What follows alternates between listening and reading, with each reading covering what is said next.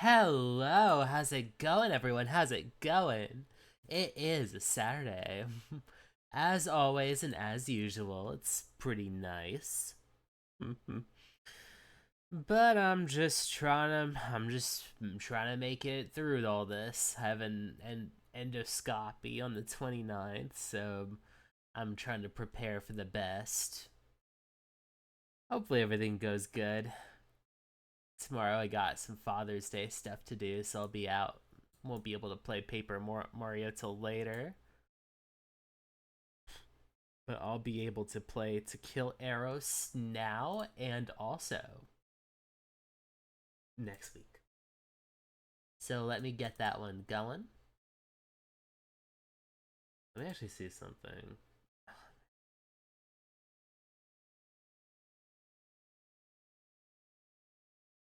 There we go. Is it playing? Okay, it's playing. Oh, this is there we go. It's this one.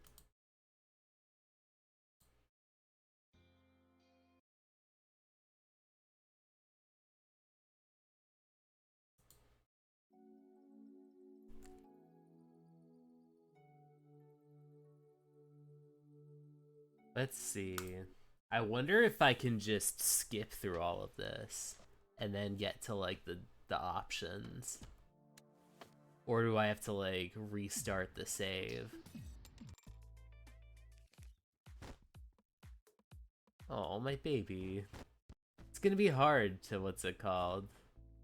Yeah, this is my current target. Dr. Love. He's a radio host and a love advice dude. Apparently he's a mediator in between the underworld and the not underworld. There we go. Vitale is locked.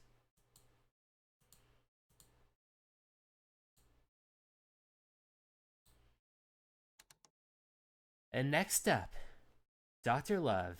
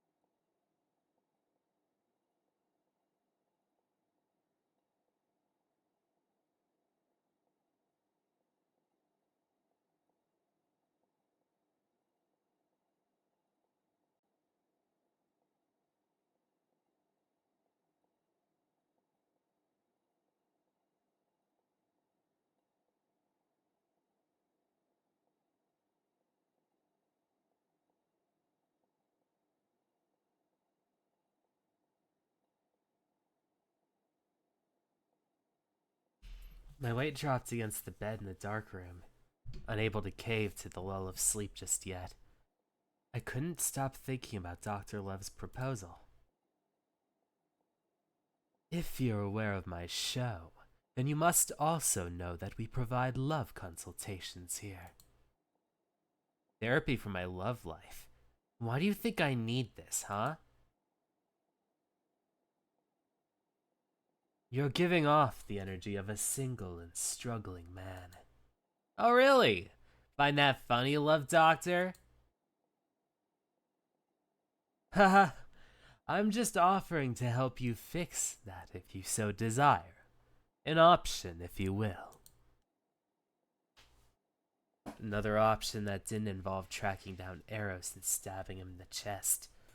The mere thought actually made me wince. Not that I felt above it. In fact, he deserved it. Maybe Dr. Love was a bit of a sweet talker.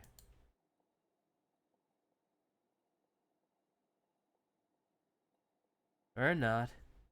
I just want to continue believing in something a little more than attempting to kill a god. The more the idea comes to mind, the crazier it sounds, so far away from a mere human to achieve.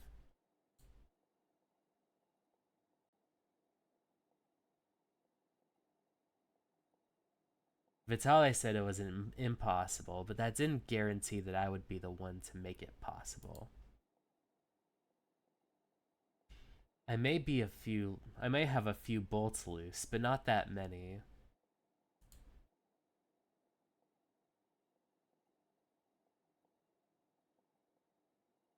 I should stick to what I know.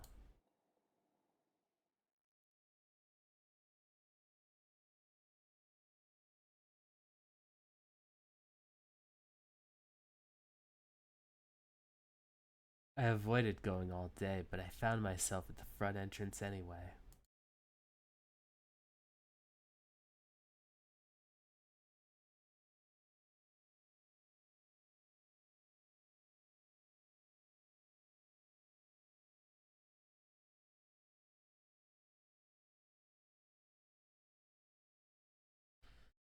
It was just yesterday that I had found myself into a fight.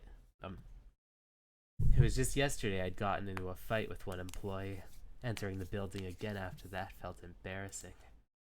Seconds away from turning on my heels, the jingle of the front door opened and caught my attention.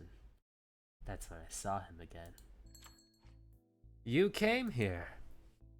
Unlike yesterday, he didn't look like some otherworldly being. He was just as normal as a human would appear to be. Were you about to leave? Guess you don't take walk-ins. Come in. I can just come back tomorrow. Schedule an appointment like a person with common sense. No need. You're already here. I have time, so come in. He held the door and allowed me into the studio building, leading me back to his office room. He unlocked the door and turned the light on.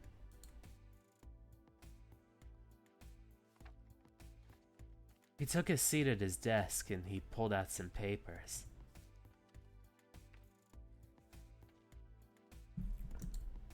You really like to handle things on the spot. It would be a present waste of time for you and a future waste of time for me to put this off. Strange way to put it. You came all this way to talk. Why should I leave for later if I'm still here? I suppose you have a point. So you're here to try love consultation, correct? Yeah, I am. Single and struggling. A lot. My aim is to fix that. So, do you know some things about this process before you sign any commitments or documentation?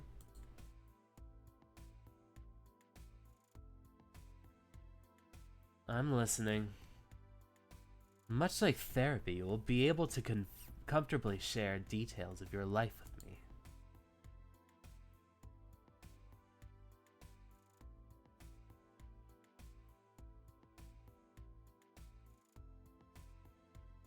Not just romantic experiences, but delicate topics, even things such as your childhood. I thought this was about finding my partner. In this journey, I must understand you understand where your link leads you. You're free to admit what you think won't help to the cause. However, giving as much detail for discovering your love language is essential to revealing the threats of your partner. Now, I could give a general reading off of the basics of you. Things like your dislikes and likes, your favorite color, favorite movie, favorite book.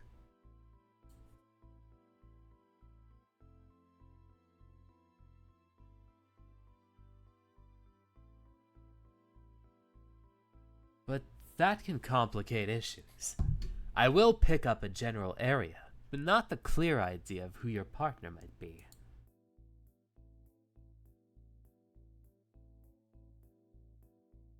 So, the more information that I give you, the easier it'll be to identify my partner. Essentially, yes.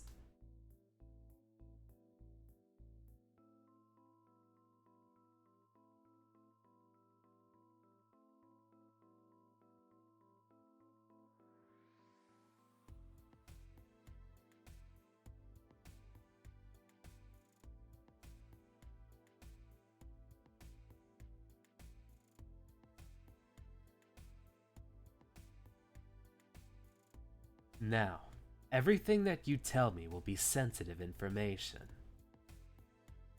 and held confidential. Well, hello, Pancake. Them boys are going. I'm currently on the second dude in what's it called? In To Kill Eros. It's this love consultation dude who has a radio show named Dr. Love. I'm gonna be learning about him.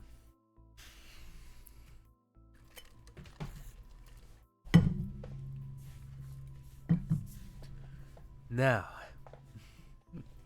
I got a 6-month-old puppy yesterday. Freaking adorable, even if he pissed the bed twice. Oh, baby. Oh, so adorable. I remember when I got my cat Prudence and she was like, what's it called? Screeching for most of the night. I was so scared. I was like, what? Is she okay? But she just needed to adjust a little bit. Now, everything that you tell me will be sensitive information and held confidential for your privacy.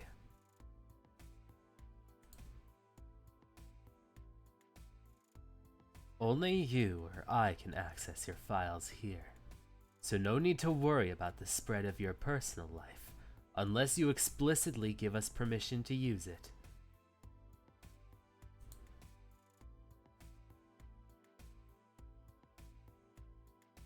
I stared at the papers on his desk and gave them some more thought.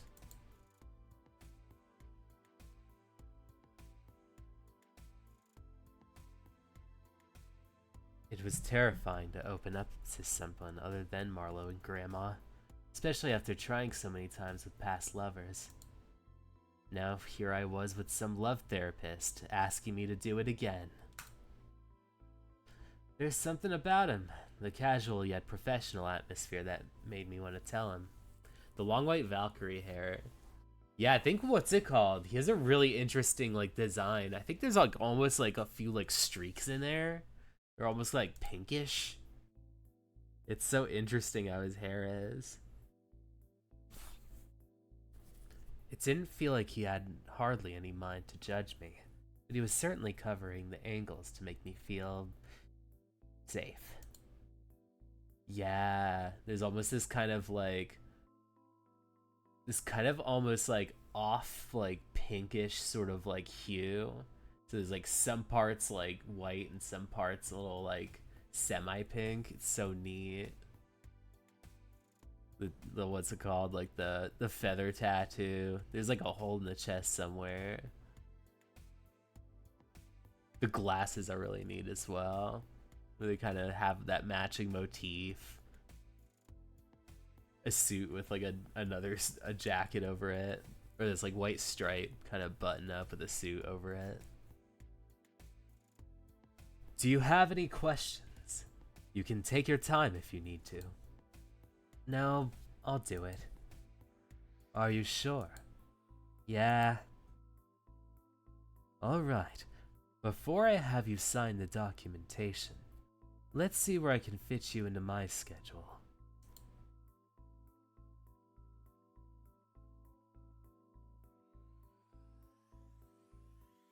I dragged the papers closer with my fingers, reviewed the terms and conditions. As he looked through his agenda, I want to see you soon. How does 2 days from now sound? 1 p.m.? Nothing planned. Good. Then that time is yours. You may sign those now. I reached into my shoulder bag, pulled out the fountain pen, then began signing the specific spots. But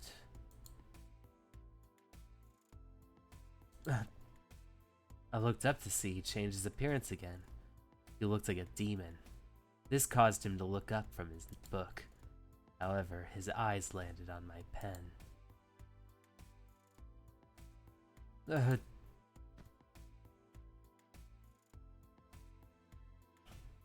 He grabbed my wrist firmly and yanked me closer, staring at the pen alarmed. This pen, it has the shard. Let me go! The shard from Eros' arrow. You can't be. I said let go! Who are you?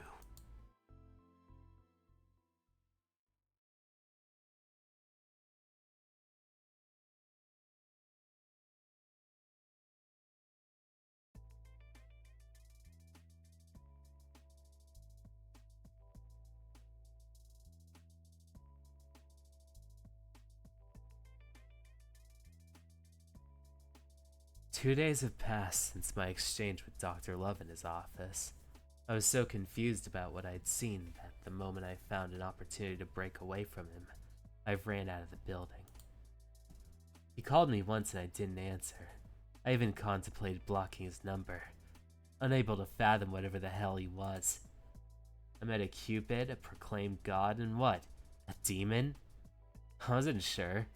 I didn't want to find out that badly. In fact, it proved better for me to forget the last few days entirely. All of it was a means to fall further into insanity. The last thing I needed was to have yet another reason people thought I was weird. Hey, Urtame, Mars speaking. You hear me?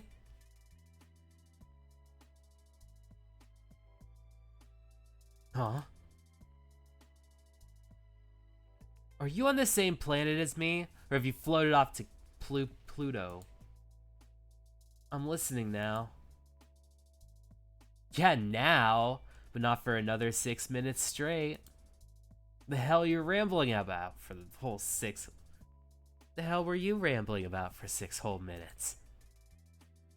I took a sip from my latte and frowned at my computer screen sitting across from me. Marlo surprised me with a random video call after settling into her new place.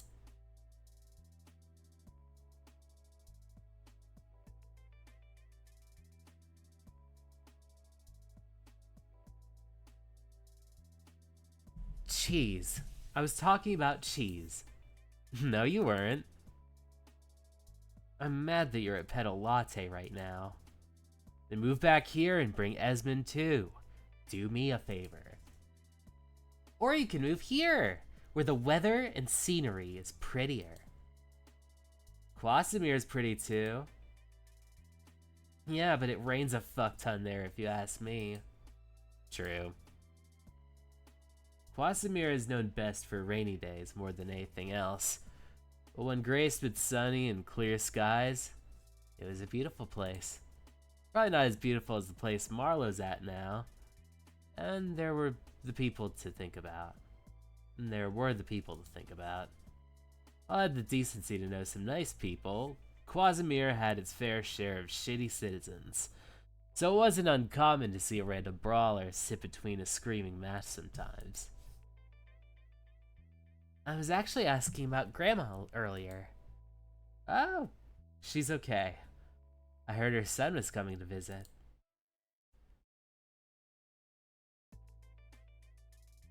Whoa, really? He would show up when I wouldn't be able to meet him. Come back for a few days. You'll be able to see him. Can't. Gonna be very busy with meeting Esmond's family and setting up shop here.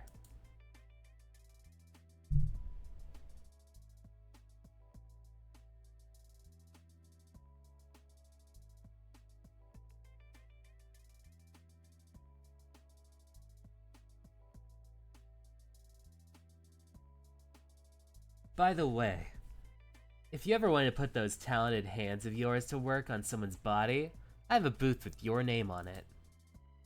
You know I never had to actually apply tattoos. I just draw them.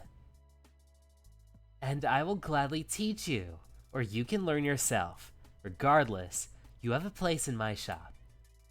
Now that you're here, I have to figure out who's gonna tattoo over Hendy's name. She frowned a little and nodded her head at that. I told her about my failed attempt of calling him yet again. Now he'd utterly shut me down. We can arrange something one of these days. I'll drive there. I'll bring you here for a couple of days. I'm sure the change of scenery will be good for you. Might even find yourself a partner. Yeah, right. If anything, I believe the people there might be a little too sweet for my taste. Blink twice if they're brainwashing you over there. Haha, you're so funny. Seriously though, I want to see you shacked up and happy. Forget Hendy's boring ass. I'm finding you a good person to take care of you. You know I'm trying. I rolled my eyes, but I still smiled. Her concern left me soft, even when I felt angry and stubborn. She really was the only other person to make me feel special in this world.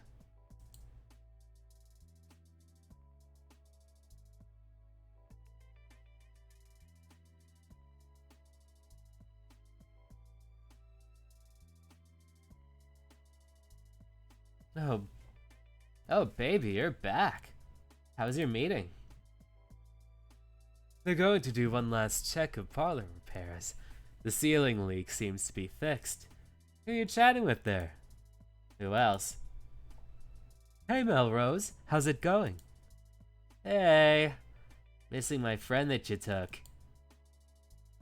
Oh, don't start that. I'm sorry, man. You're always welcome to come crash here when you want to see her. I'm sure she'd love to pop by to visit you too. Not coming along? If you have me, of course. Her friends are my friends, and vice versa. He's so sickeningly sweet to her. They're definitely that couple that you see and love, but can't help feeling disgusted by as a third wheel. At least for me. We talked a bit longer before more of his family kept pulling in. I felt it was time to get off the phone. Fortunately, I missed the window to ask for advice about the whole love forecasting thing. Maybe it was better to trust my gut. The appointment was later today, but I decided to ignore it.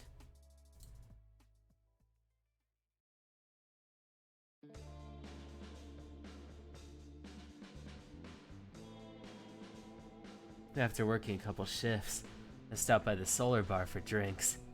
I couldn't get wasted since I showed up in the car, so I enjoyed some non-alcoholic cocktails as a treat.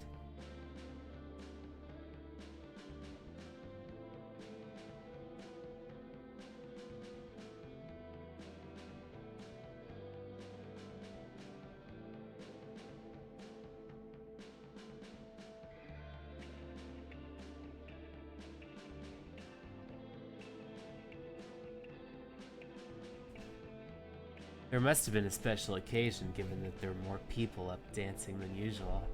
Thought I'd ask the bartender, but I settled for watching the boxing match on TV instead. With the bars I'd been to, Solar was always the one I felt the most comfortable in. It wasn't a space that drama occurred in too often, save for a couple past blowouts of my own, that is. I recall getting into 2 bar fights here. Both had been with a significant other.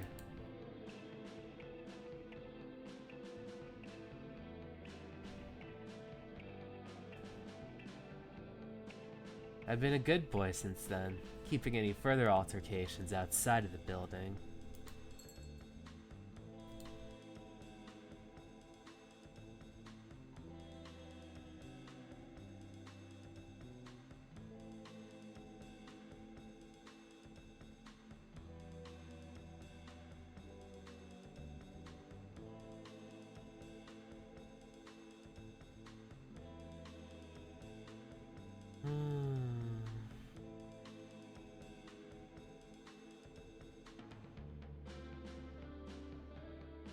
The jingle of the bar door caught my attention, and I froze. It didn't cross my mind that he'd have to shift at this one. There he was. Sorry, Clive. I was running a bit late. I'm here now. I turned my body opposite the bar, hurriedly trying to finish my drink. Melrose? I felt his hand touch my shoulder, gritted my teeth at the universe deciding that he hadn't noticed me. I continued to drink and didn't turn to acknowledge him. He's been here for like an hour. Tell the world my business, Clive. I sighed and continued watching the TV. The faster I finished, the faster I could leave. Can I talk? How long are you staying? Leaving after this drink. He frowned, then turned to Clive, whispering something to his ear, to which he nodded and gestured for me to go to me. And he came to sit next to me wearing a hesitant expression. Only ice left. I finished my drink and got to leave, leaving my pay on the counter. I was doing everything in my power to cut him off. Even still, he followed me to my car. Can we please talk? There's nothing to fucking say. I glared at him, gritting my teeth. After harshly rejecting my feelings and blaming me for everything that happened at the bridge, why was he in my fucking face now? That was the question. And yet he still stood there, twiddling his little fingers, beating around the damn bush. What? What do you want from me? I'm sorry. Like, I was in a bad mood that day, and it wasn't good. Asher can get really scary, but I really am happy to see you alive. Okay.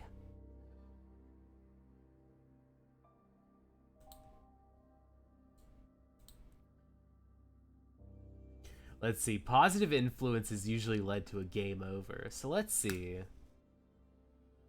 Honestly, it was hard to hear him say that and simply take it in. But it was what I had wanted so badly from him. Some inkling of care, no matter how small it might have been. We couldn't have had a relationship for 8 months in which he didn't give a shit about me at all. I guess I can understand. Asher kind of scared the shit out of the both of us.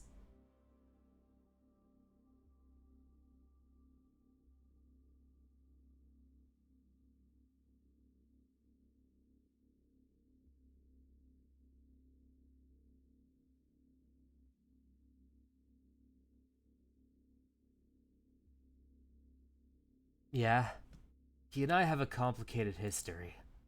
So answer me this. Is it true that the two of you were still dating even while we were together? Yes. There's a reason for that. I want to tell you, but my shift. I'd enjoy the feeling of having our conversation cut after I asked for an important question. I understood the circumstances weren't favorable to him anyway. The only reason I tried to duck so early because of him was... Well, I'll stay for a while. We can talk when your shift's over. It was 2 a.m. when the two of us came out to the bar. I let him into my car. My mood had largely lightened. Watching Hendy and the other bartenders talk gave me some peace of mind for a bit.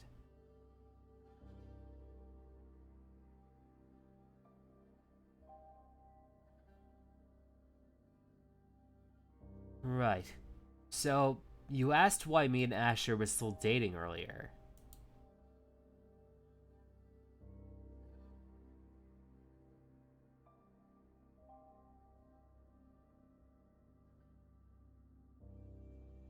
Surprised I'm not the only one having to bring it back up.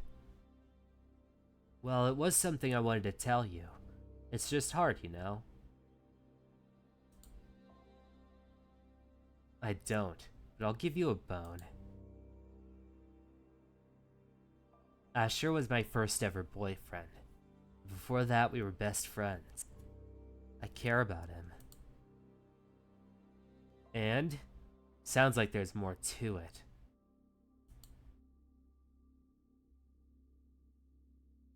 Let's just say our forms of care aren't the same.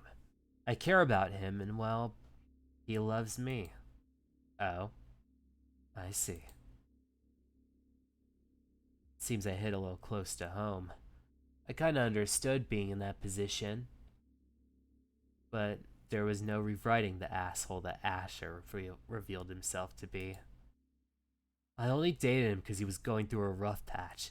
I'd just broken up with someone myself.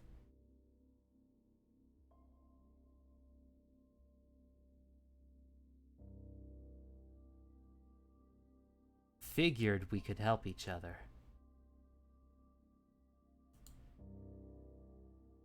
And that went horribly wrong. How?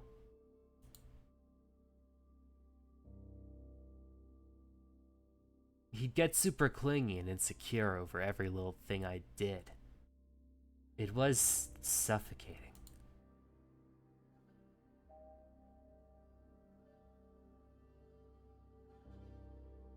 One day, he exploded. A little. And I started to fear him after that. So you're stuck with him. Why not get the police involved? Man, he's still my best friend. I don't want to do something as drastic as put him behind bars. A restraining order.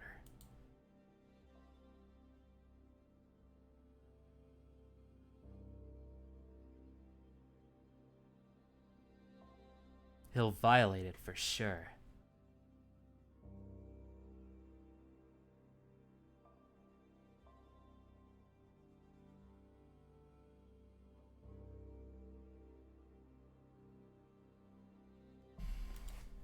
Guess you're really in a fucked up situation then. If you're scared now, then is it really worth sticking by his side? There's no way around it. You need to put him away or be stuck with him. He was dangerous, and to be honest, Hendy's even crazier for trying to protect him at this point. I can't say for sure if I'd given up on him if I were in his shoes, though. As someone who handles my shit the best I can, not always for the best of others, I can understand needing someone to accept your imperfections. I desperately want that. But Asher... I wasn't sure if he just didn't have a lid on himself properly or simply didn't care about right or wrong. He wasn't drunk or high when he chased me with that bat. He was sober. That was a coherent choice, or so it appeared. I still care about him. I don't want to ruin his life. But you intend to bring me into the life you two have? You saw how he reacted that, right? I didn't forget that he said, "You've done this before." It was a one-off sentence, but I held on to it. The two had a history with Hendy cheating, which made me wonder if I could fully believe his side of the story. I wanted to trust him.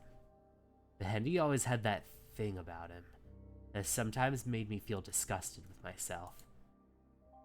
Like, I was in the wrong when we had our disputes. I'm looking for an escape. I know our relationship hasn't always been peaches and cream too, but I feel strongly about you, Melrose. You feel strongly. Not love. I've never been comfortable saying that to people, but if you want to take what I said that way, then sure. Honestly, I'd rather hear you say it. Aren't my actions enough? Are they? We fell silent for the rest of the ride. He couldn't find the words to say to me after that.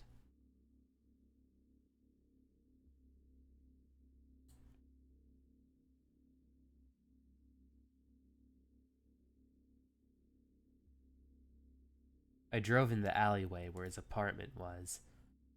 He never took the front entrance and always walked up the raggedy stairs.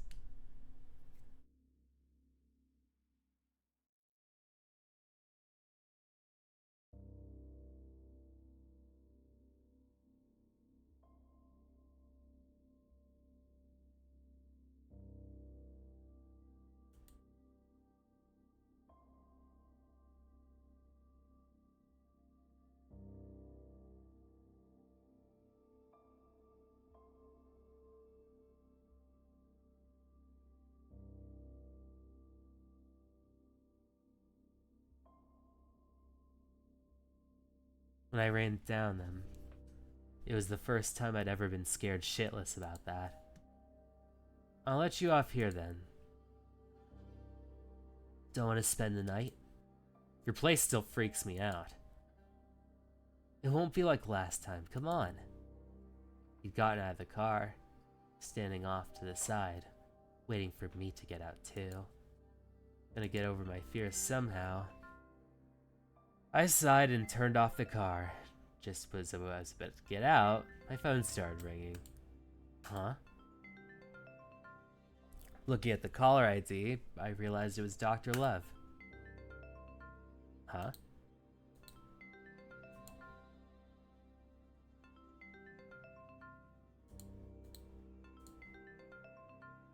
Looking at the caller, I felt conflicted, given I had dodged him. He was likely calling about the missed appointment.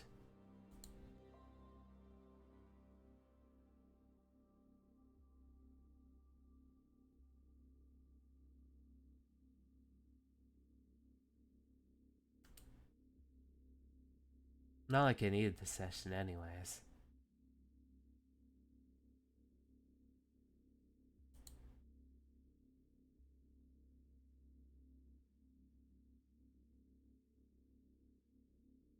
Andy and I were trying to make something work again, after all. I opened the door and stepped out to find Hendy staring as if he'd seen a ghost from the other side of the car. What? What's wrong? Behind you! I swerved around and Asher tackled me at the same time. There's no way he's been there the whole time and Hendy didn't bother to tell me. Didn't bother to say a word. Had I known, I wouldn't have got out in the car. I wouldn't have gotten out of the car at all.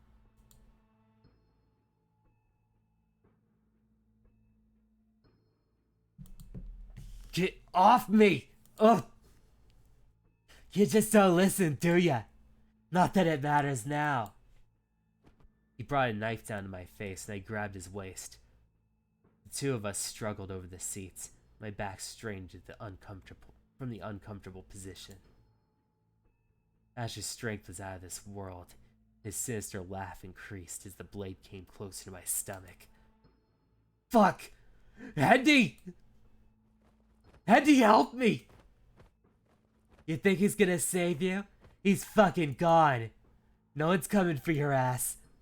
He summoned enough strength to plunge the knife in my gut. My grip on him slipped, and twisting the knife, he stabbed me again. The pure malice on his face showed that he'd go for the kill again. I anticipated that he would release all that pent-up rage inside of me. Pain was too much for me to resist. My mouth was already pooling with the taste of iron. I couldn't breathe.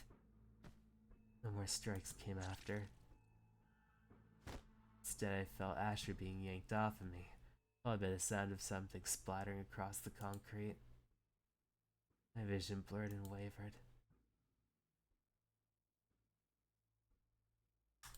The air grew colder. Help. I felt a hand touch my face, caressing my cheek with its warmth till everything faded away. I'm so sorry. Thank you, Rose.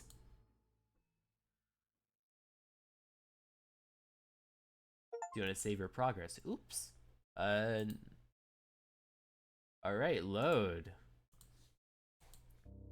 Damn, Hendy really did fucking ditch me again. Damn, that dude fucking sucks. Negative influence. I felt like vomiting. What was the purpose of telling me all of this right now? I was trying to forget him.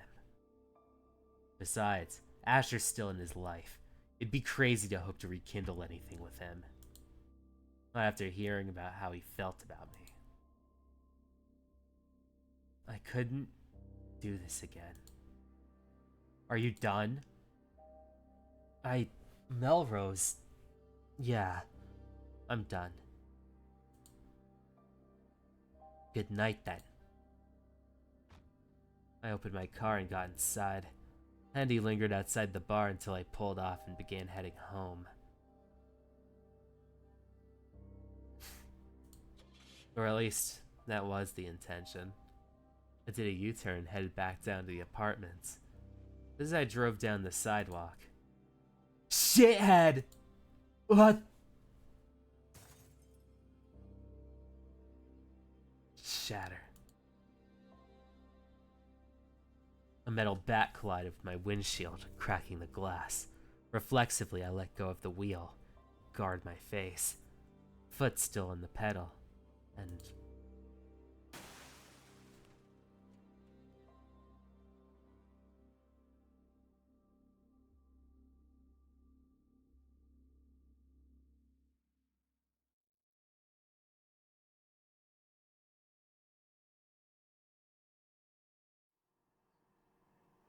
opening my eyes again was like waking from a long dream.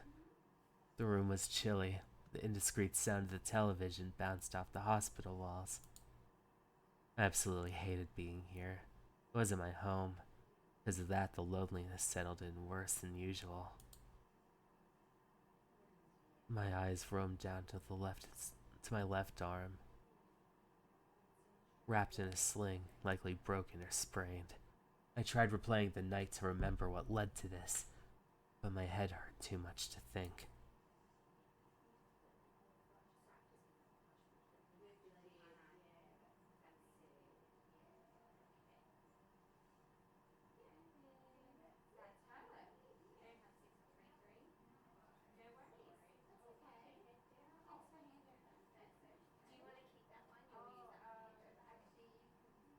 It'd definitely been an accident, for sure. Sighing, I closed my eyes, only a second to see the door open. I walked in walked a man that I didn't recognize until my eyes adjusted.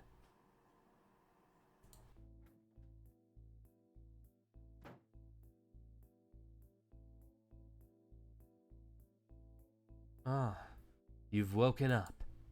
What are you doing here? My voice cracked out, came out cracked and unused, throat dry like a desert. I'd lost track of how many hours had passed, if it was still the same day.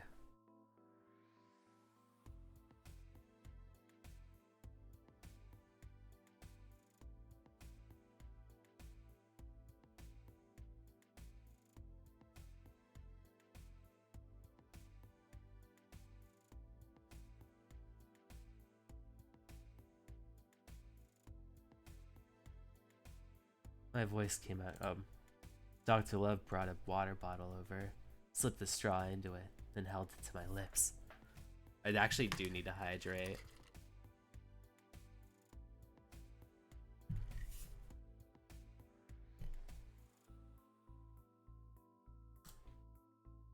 Drink first. Begrudgingly, I took a long sip of water before he set the bottle down to the table. Answer my question.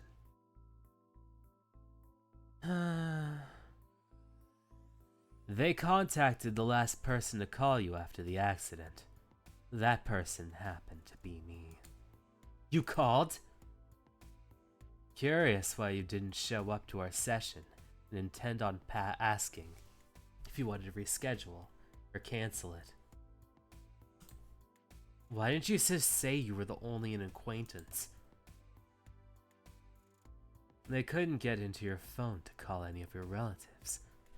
As someone who at least knew you on a professional level, I wanted to extend my support. There were no relatives to get in touch with.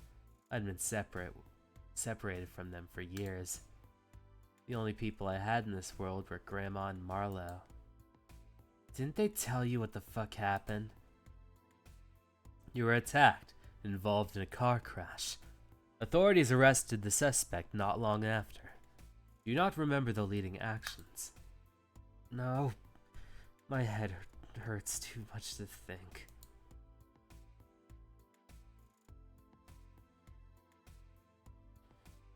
Then it can't be helped. I paid to have your car put in the shop.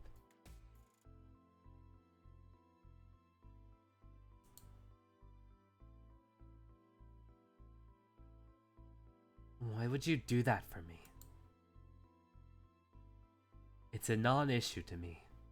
You were unconscious, and no one was available to ensure you were taken care of.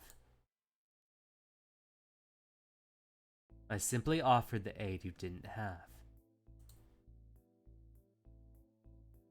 Feels more like flaunting your wealth if you ask me.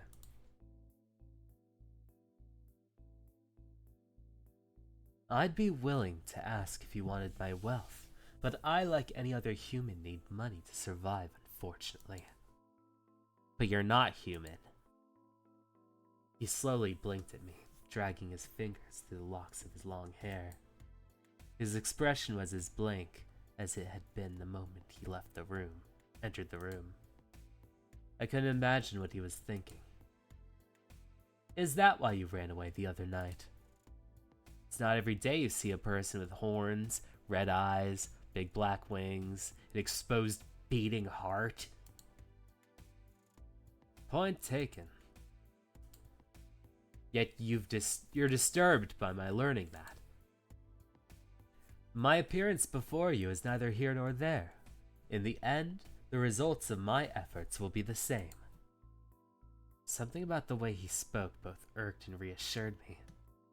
As far as I could see, he was a monster. Yet I almost felt he had little to no intention of harming me. I chalked it up to a muddled and tired brain.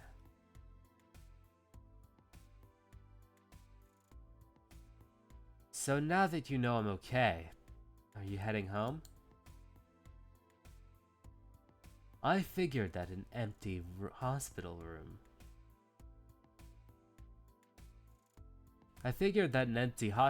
might feel a little more uncomfortable than one shared with a guest. However, I am prepared to return to my home at any opportunity should you tell me to leave. I stared at his face blankly, his blank face, and rolled my eyes. Dr. Love was a weirdo, confirmed, but I resonated with his words.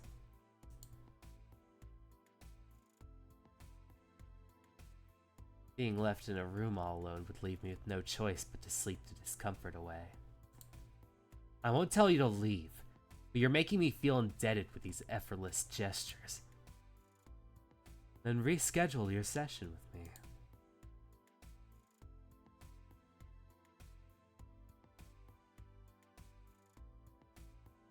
I looked for any sign of him joking. He actually wanted me to pay him back this way. Why? I said, my aim was to help you. I want the opportunity to try without you cutting me short, before I can even make an attempt. What do you get out of this? Surely it's more than an average consultation.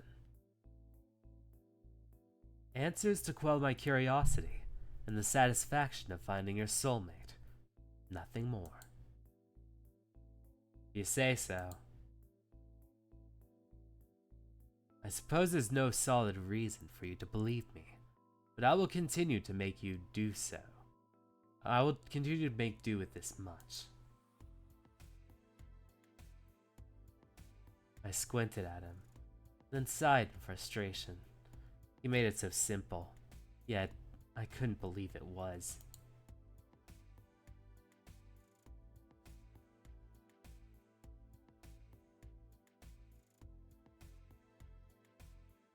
Dr. Love had an ulterior motive. I just couldn't prove it, nor was I sure that I wanted any part of it. Give me some time. How much could you possibly need? Want me to terminate it? No, but I imagine this is something that you would want more than anything, right? I don't trust you. Part of my job is to develop that trust. Of course you'd have to let me in first. I'm not letting you into nothing without caution. Fine. I have practiced patience with my clients for years. I can do so again. Try to get back to me soon. However, I'm not exactly the freest man. With that, there wasn't much else to be said between us anymore. The room fell to the sound of the muffled TV, what I assumed was the heater. Quiet as it was, his presence did not disturb me. In fact, it was almost as if he weren't there. The man known as Dr. Love only stared through the TV. 2 lazy eyes. Oh, his lips are plump. Tired seemed too simple a word to describe the way he slumped in his chair. Was he even comfortable? Soon his eyes closed, and his glasses dangled to the bridge of his nose. I heard it wasn't good to sleep with glasses on, but did that really matter to him? He wasn't human after all. Psst! I tried getting his attention. It was absolutely futile. Dr. Love was out cold. A heavy sleeper, but no peep out of him. Not a single snore. If I squinted hard enough, I could at least see that he was breathing. Jeez. I decided it wasn't necessary to get him to remove his glasses. His eyesight was his own issue to tackle. Not for my exhaustion returning, that had kept watching him. Still, I hadn't figured out why his appearance kept changing in front of me when I least expected it. If I asked him, he'd probably feign ignorance. My eyes slowly closed, and I felt my consciousness drain back into a gentle darkness.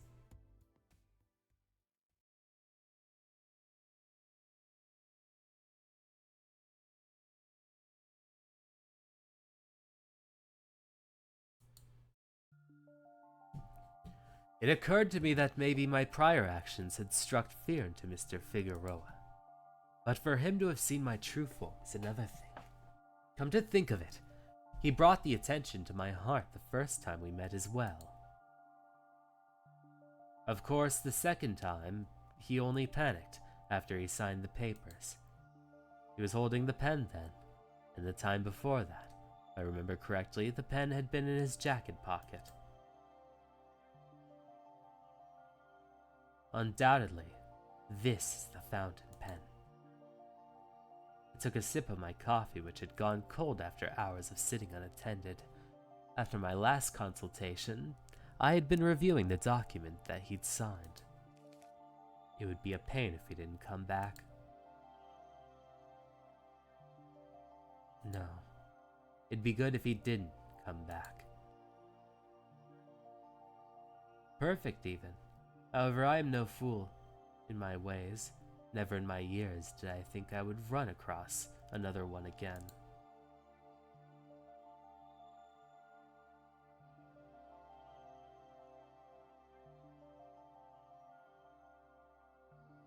I thought I'd solidify my resolve, but alas, I am still the being I was centuries ago.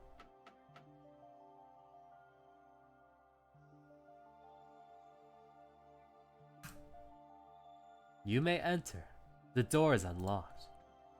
I briefly thought the client was coming in, but then I was surprised to see a dainty young lady with a sea of golden locks and determined eyes enter the room.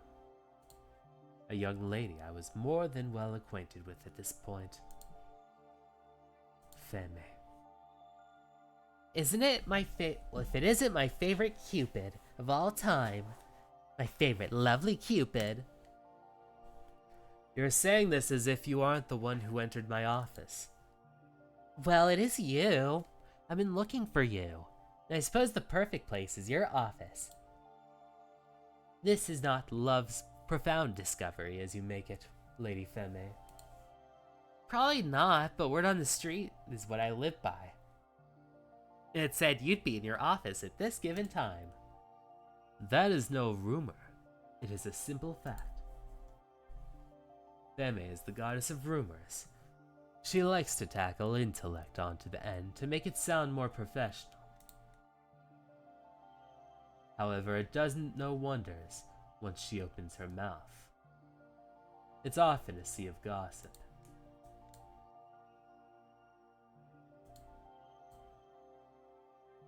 Even so, she has a way with persuasion and intrigue.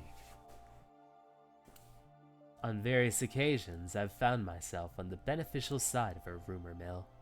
There are truths and lies, but Femme, being the goddess of it all, has an easier time making the difference.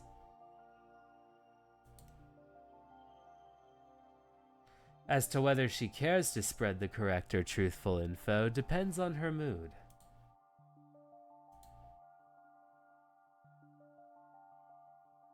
Equally as delicious as when it's not. May I ask what brings your company? Haha, the usual. You know I got intel. Oh man, I'm gonna be right back a second because I see that there is a break.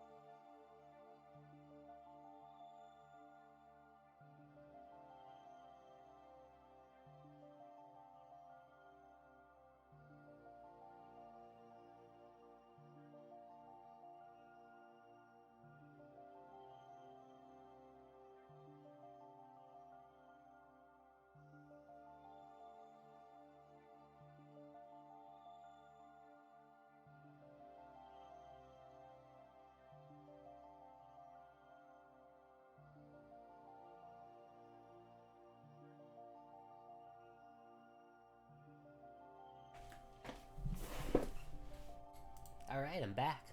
Let's see. The usual. You know, I got intel. Rumors? The usual. Rumors. Intelligible evidence. Rumors. Digestible news. Changing the name, unfortunately, doesn't change what it is, Lady Femme. She flipped my bangs with a slight air of annoyance, then took the seat on top of my desk. Anyway, I heard many things today. You're bound to hear something about one of your clients. Is there anyone you want to hear about? I pretend to pause, practice a form of restraint. But I knew exactly what I wanted, and Femme was an efficient god of her talent. Yes, I do. Have you the pleasure of hearing details about a man named Melrose Figueroa?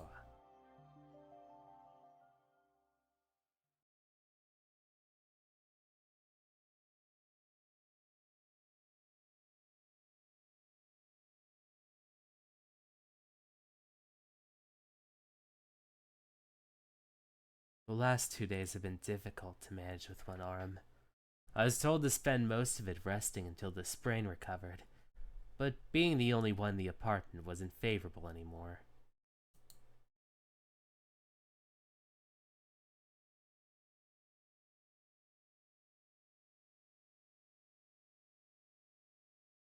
The landlady's son wasn't all that excited to share their precious time with me. Not that I wanted to be a part of their endeavors anyway. The loneliness just seemed to permeate the more I was aware of it, that's all. So when I shouldn't have been wandered around to make money, I still tried. Lifting things was a pain. Certain customers weren't very sympathetic to it.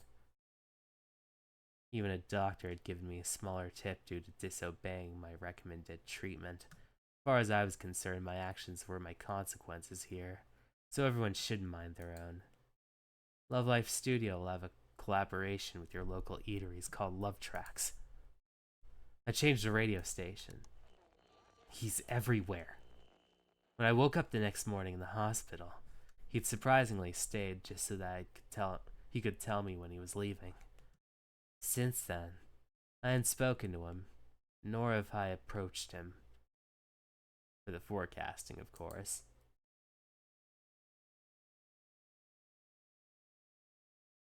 Yet he was everywhere. Either Casimir City is too small, or I'd never noticed until the two of us became acquainted. He was apparently a regular patron of Pedal Cafe. Caught him strolling through the park once.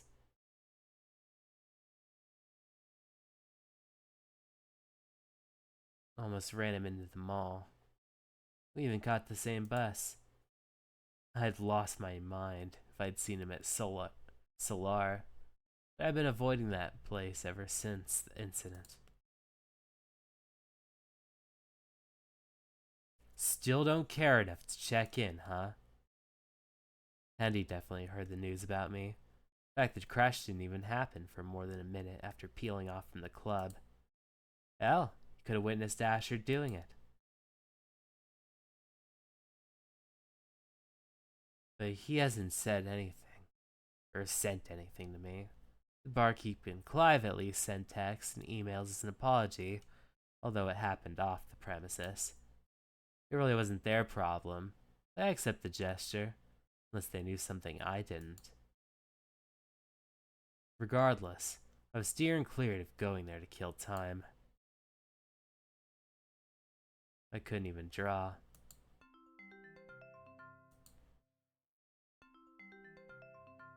Pulled over my phone and found Marlo calling again. What's up? Checking up on you. Grandma told me you sprained your arm in that accident. You totally left out that part of your text. I thought you were okay. I'm still in one piece, so technically I'm okay. Better not be working. Don't worry, I worked yesterday. May! I burst into laughter, endearing and stern motherly tone. I remember the first time she called me May. A derivative of the word May, because we met then. But originally, she had a bizarre thought that the L in my name was an I. No matter how much we went over it, I couldn't understand where she'd gotten it from. Mel was the common, more appropriate nickname. Wanting to be different, she stuck with May. At first, it was annoying. Now, special. Anyway, I'm glad you're okay, for the most part. Okay as one could imagine an empty apartment. You're totally fine and you know it. Are you still looking to date someone? I thought about my arrangement with Dr. Love and frowned. Hendy apologized to me 2 weeks ago, but I haven't heard from him since.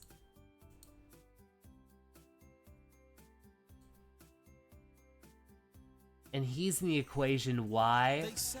May, I thought we were kicking Toxic out and inviting Love back in. Where you least expect it. Wait, so you're and he's the equation why? May, oh sorry. May, I thought we were kicking Toxic out, not inviting it back in. Was he really that toxic? Was he? Hello? Anyway, I'm thinking about something. It doesn't involve getting back with him, so pull your panties out of your ass. Thank you, sir. Panties comfortably arranged. You know, if I were Esmond, that'd be weird to hear randomly out of context. Hello, Dr. Switchblade, how's it going? I am currently playing some To Kill Eros, which is a visual novel where I have to date one of 3, or possibly 4, cupids. Don't worry, he's been here the whole time. Hey, Melrose. God, I could have said something cursed to hell and he'd have heard it. Barb, warn me when I'm on speaker. Or Esmond could stop being shy and say hello sooner, but will do. Knowing Esmond was around kind of changed the flow of the conversation, but it was nice to hear her voice and that she was happy. I really missed having her here. Being without her is harder than I thought.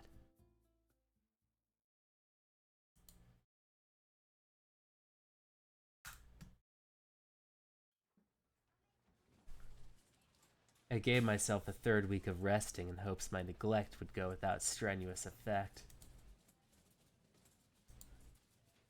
With the food running low and my arm feeling gradually better, I figured grocery shopping for myself wouldn't be too bad, as long as I got enough to carry in one hand. Need milk. I seldom visit the market this late, but I needed some items that could be prepared tonight. Too many ingredients, not enough food. Rounding the corner to head to the dairy area, I ran smack into another person in my cart. Shit, I'm sorry! Watch where you're going. The 2 of us stood standing at each other for a minute before I pushed past him with my cart. Melrose, wait! I'm hungry, man. I don't have time for this. You could have just ordered out. And a waste of money that could go towards groceries instead. Even if you have a point, why come out this late to shop? 'Cause I'm a grown man? He rolled his eyes while trying to keep up with me. Abruptly, his hand latched onto the cart. Stop me in place. I'm getting real sick of you. Let me help you shop. No, fuck off. You'll end up getting less food if you carry it all with one hand. If I help, you can buy more things. I don't understand why you express concern over trivial things, but when I need you most, you aren't present. He seemed to flinch at the tone of my voice, assuming a more serious position, much like whenever he wanted to scold me or demand authority. Worry about the present. What the hell's that supposed to mean? Just let me help. No! As we argued, I felt a light bump against the other side of my cart, snapped my head to find a foot. Then I raised my glance and... Apologies. I needed to grab a liter of soda. Oh man, what kind of soda does Dr. Love like? He's kind of giving Baja Blast, or like, what's it called? Like, something like fruit, like Sunkissed, or Fanta. Maybe even like Sprite, or what's it called? Starry. I don't think he's a Mountain Dew kind of dude. I'd be shocked if he was a Mountain Dew guy.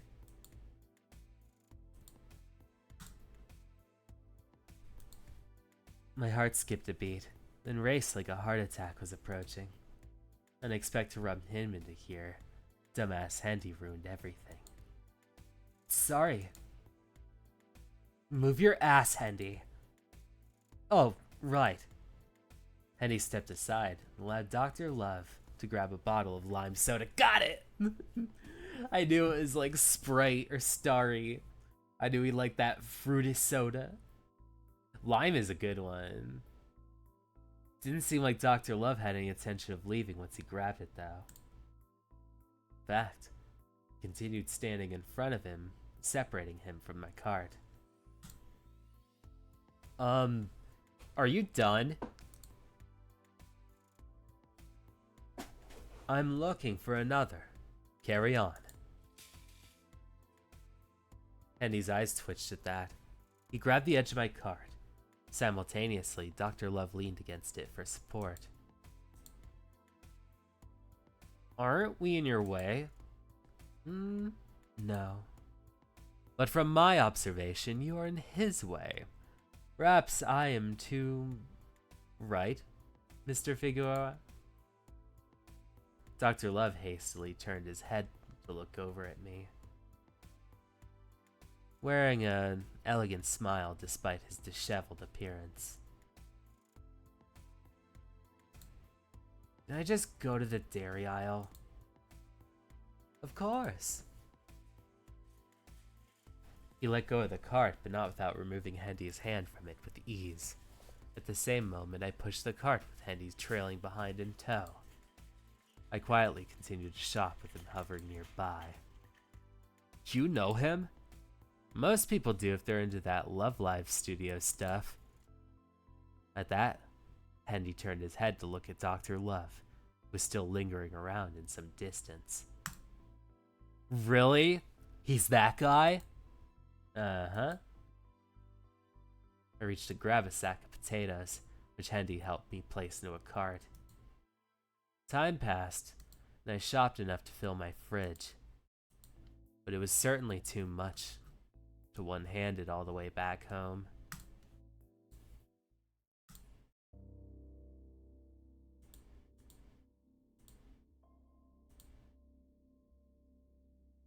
When I left for the parking lot, Hendy insisted on taking me home in his car, but... Are you going to force his acceptance? He doesn't want you to go home with you. Why are you still here? This has nothing to do with you. Dr. Love wouldn't let Hendy put things into my car.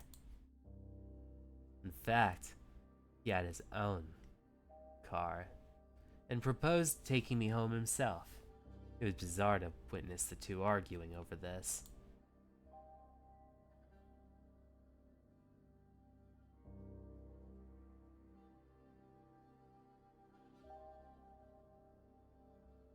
Honestly, I just want to take the whole damn cart and walk home.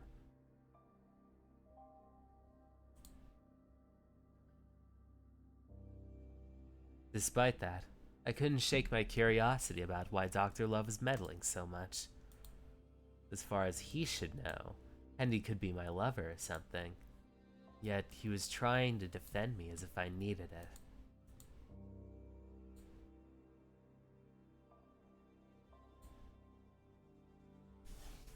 But I didn't hate him for it. I could handle it myself, and I didn't hate that he was interfering. In a way, I felt like the universe was trying to keep Hendy away from me. Keeping him from rekindling things with me. That made things easier.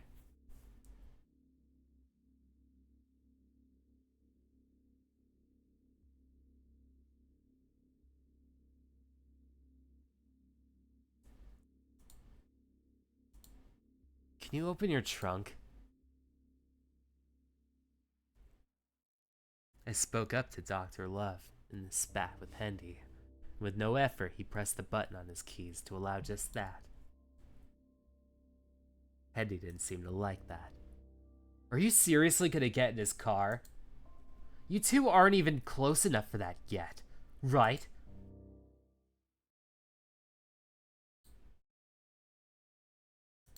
Let me be mean.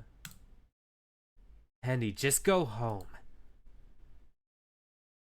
Hendy's jaw dropped at that, but I didn't bother to give him any more of my time. Dr. Love helped put everything in my car. We wheeled off rather shortly.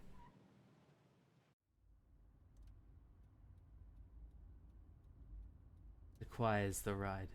The ride was as quiet as the night in the hospital. Almost. The navigator piped out a line of instruction every other street or turn he made. After a while, I felt I needed to break the silence. Why did you step in?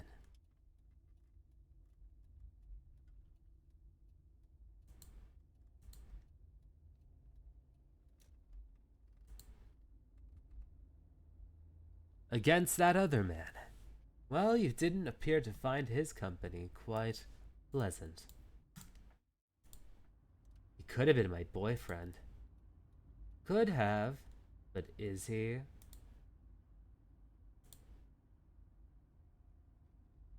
I looked down at my arm sling and sighed, shaking my head, not that he could see it. No, he's not. He was. Not anymore. I figured as much. I would have introduced you to consultation if I had believed you were in a stable relationship. That's fucking rude. Even if he was right. What about you then? What? Got a lover? Did she curse me out? Will he chase me with a baseball bat? Huh? Who are they? My onslaught of questions made his brows furrow. He seemed to swallow noticeably. I do not have a significant other, nor do I need one. I'll be damned. You're just as single as me, then. How does the radio host of the top dating agency end up being single? My job is to match people and help them fall in love. It isn't necessary to indulge in it myself.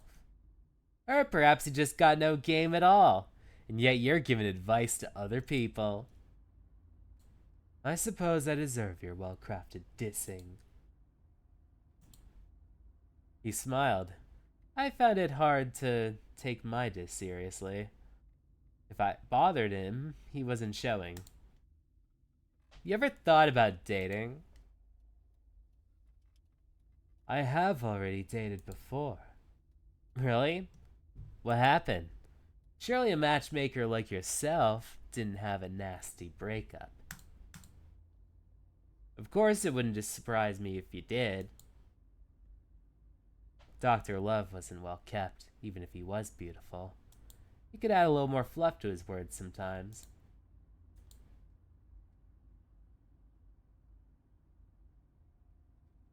The equivalent of being widowed, I guess. Oh. Sorry about that. Joking about when he had a serious reason made the urge to talk feel really awkward. Despite that, he didn't change his demeanor. If I poked fun at something sensitive, I expected to have someone bursting my eardrums or punching me in the eyes. Maybe he couldn't afford to do that while driving. It was a long time ago. It doesn't hurt anymore. It doesn't hurt anymore. I couldn't shake the feeling that came over me when he said it. It's as if something inside squeezed tightly. His words didn't sound real. Funny that I, a potential client, was trying to read into him. It may be foolish, but he sounded robotically hurt. Still, I shouldn't have joked about it. I accept your remorse. When I arrived, I took all the bags out of his trunk, lined them against the wall. It'd be a back and forth trip, but I'd take it if it meant relieving him from the burden of helping me. Unfortunately, the meddlesome doctor didn't let that fly, took the remaining bags to my apartment for me. Here. I pulled a couple bills from my wallet and handed them over. He looked at me as if they were some foreign specimen to him. Why? Because I feel too indebted not to give you something. Take it. I do not want it. Then what? Want this bag of apples? I have another bag. Wasn't the point of buying all this to fill your kitchen? Take something. It's making me feel uncomfortable with how much you've done for me. I told you how to pay me.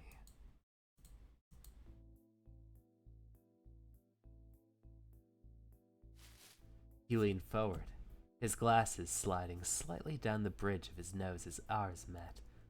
My body stiffened, but I couldn't break contact. His long fingers grazed my wrist as he maneuvered the bag he'd been holding in his grasp. I clenched it in my hand. Make your appointment and come see me.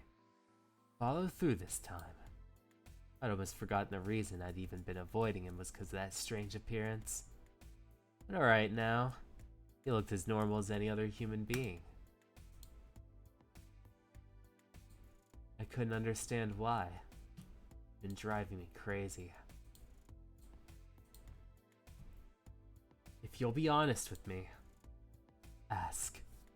You may receive. Are you a demon? No. There wasn't an ounce of hesitation in his voice. Either he was confident, or a well-turned liar. Because of this, I didn't know whether I could believe anything he'd said or kept guessing. Oddly, I wanted to believe him. I know that may not satisfy you. However, let's do this. If you come to the appointment, I will answer whatever questions you may have for me.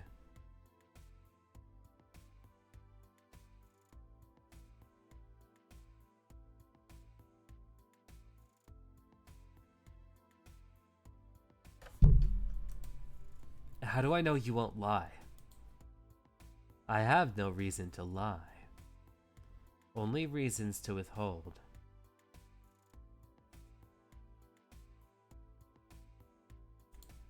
Why add that last part? Because that's the part of being honest. I will not tell a lie, but I will withhold what I deem necessary. I didn't know how to take that. Withholding was every bit as lying to me as it was making something up.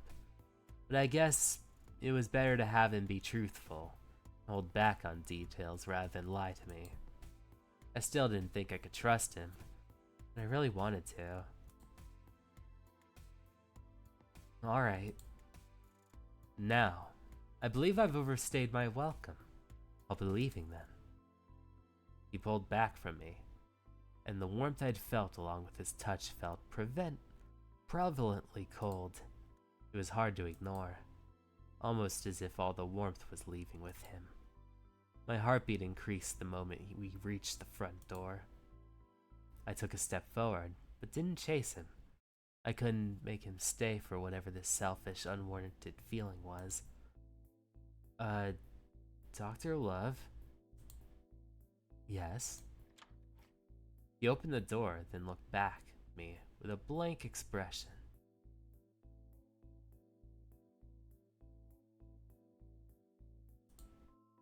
It's dark out.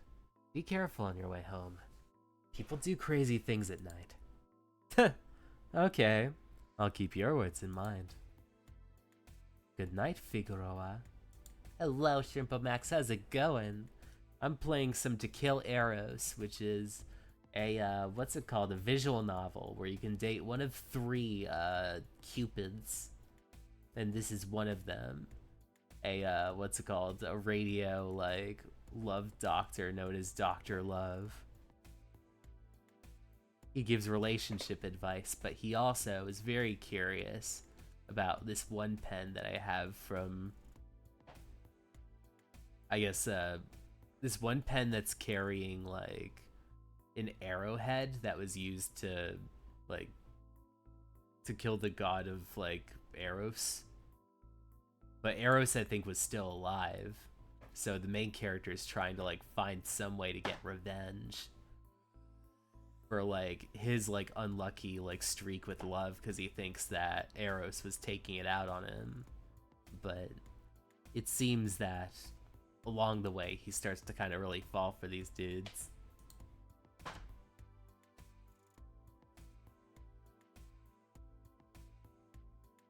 With that, he disappeared through the front door. Yeah, this is pretty epic. He disappeared through the front door. The icy stillness of the room finally settled in on me.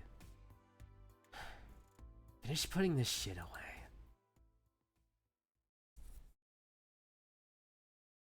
Love Life Studios, 2 p.m. Stepping into the studio for a third time made me feel a lot more anxious than I wanted. It was earlier in the day that there were so many people. I even saw the Kevin guy who I had a tiff with the first day. He couldn't look at me in the eye because he was still embarrassed.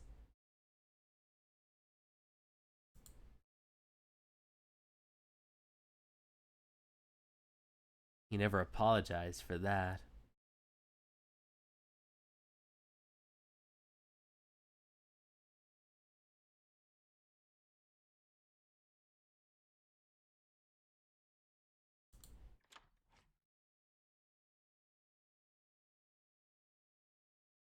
When I approached Dr. Love's office, another client was leaving delightfully, perhaps with good news.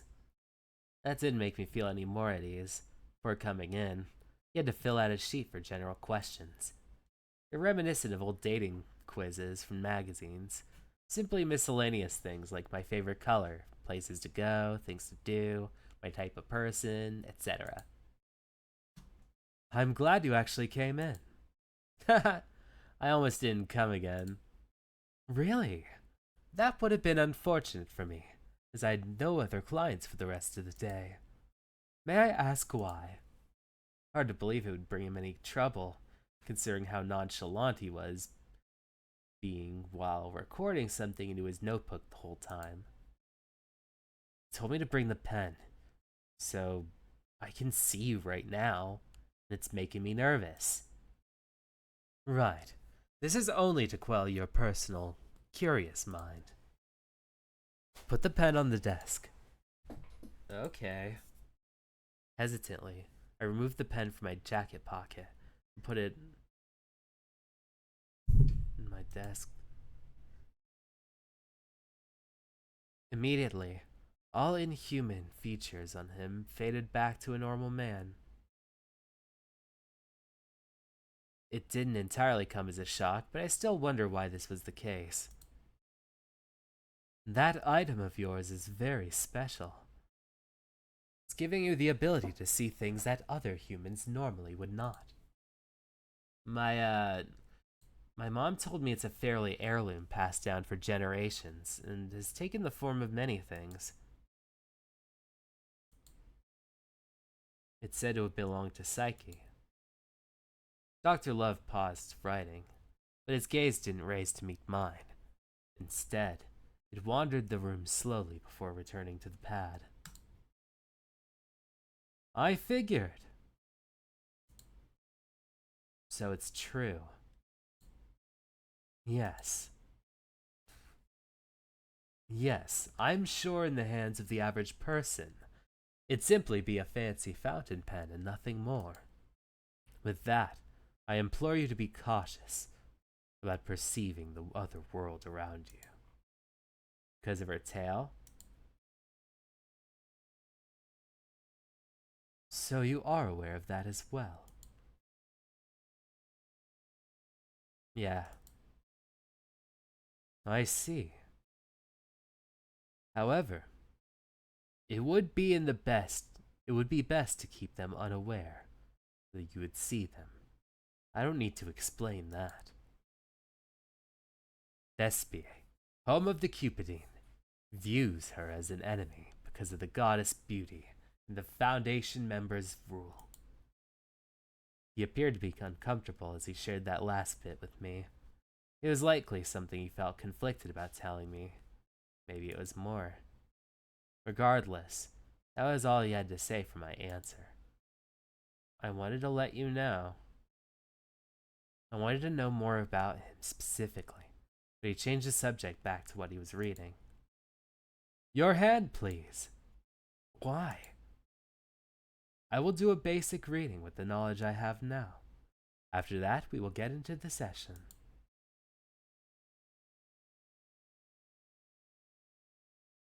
Though I didn't understand.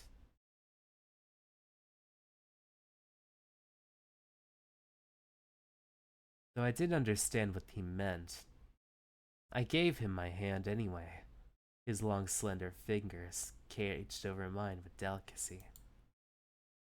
Many people have touched me before, but his hands felt different on my skin, causing my hair on my arms to raise. A craze stirred inside me, reading so deeply into simply holding hands. Maybe I was even more desperate and vulnerable these days than I thought.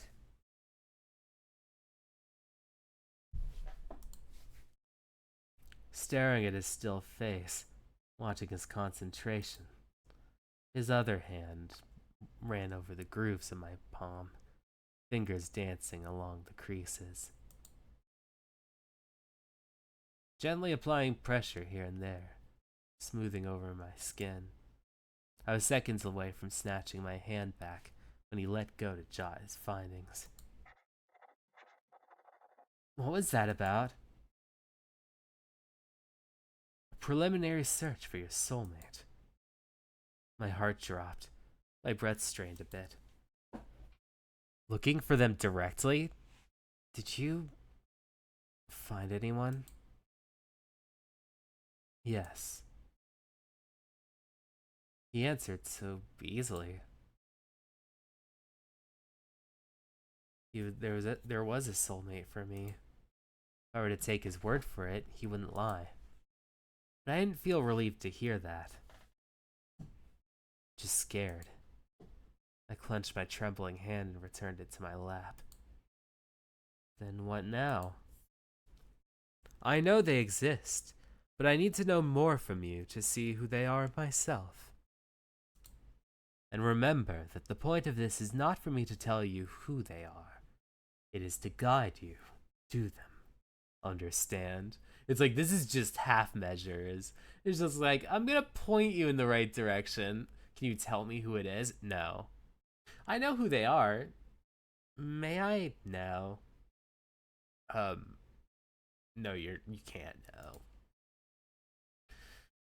I understand. He flipped over to another sheet and tapped his pen against his lips, seemingly in thought. If you can, I want to hear a memory of your childhood, one that encompasses happiness, one where you felt the most affection, if possible. I looked into the fountain pen on his desk. and reached to retrieve it, threading it through my fingers. I smiled, recalling that day filled with nostalgia. 16 years ago. A flashback. It was the weekend, and Dad taken some days off from work. We were coming back from the fair, and he brought Mom a large stuffed animal. I was practically swamped with the back seat in it.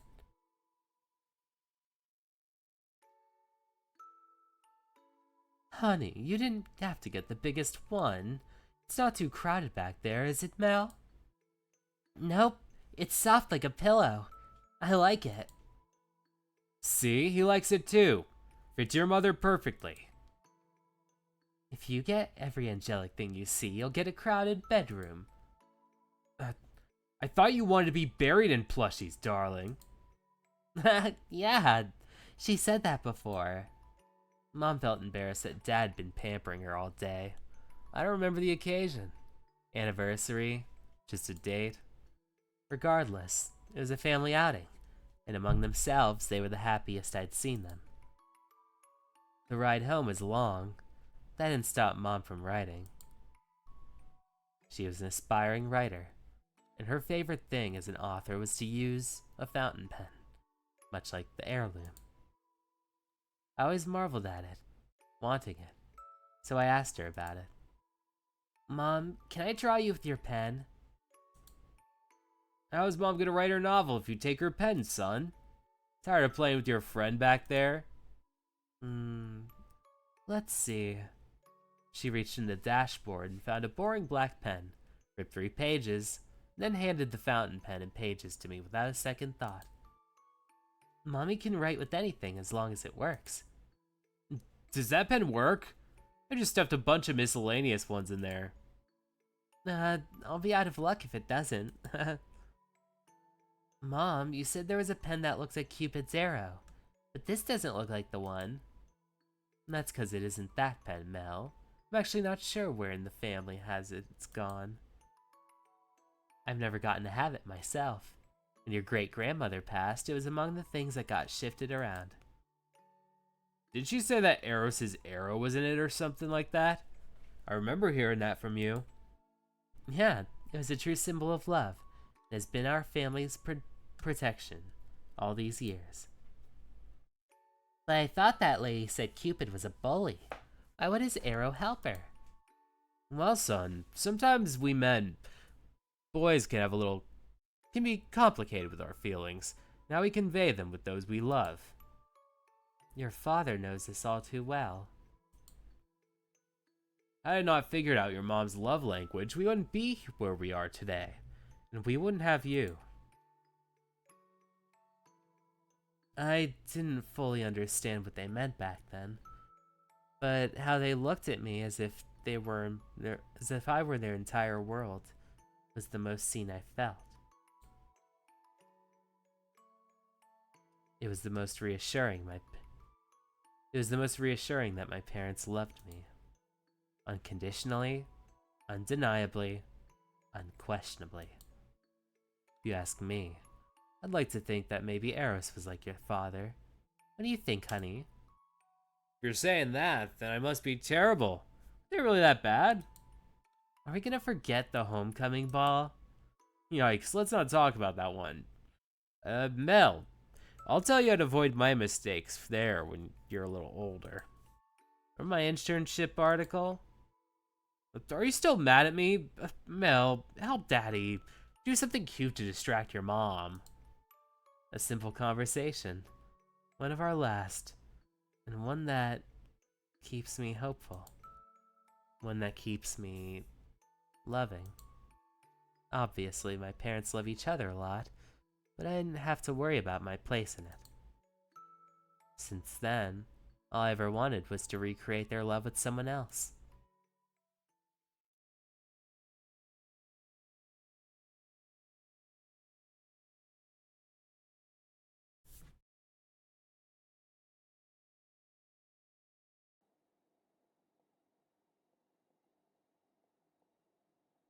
Mr. Figueroa's session was shorter than my others. Having recalled his happiest childhood memory, he shut down on me.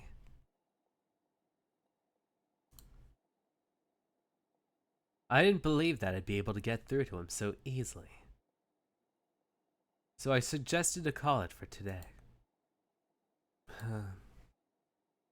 His results are rather difficult.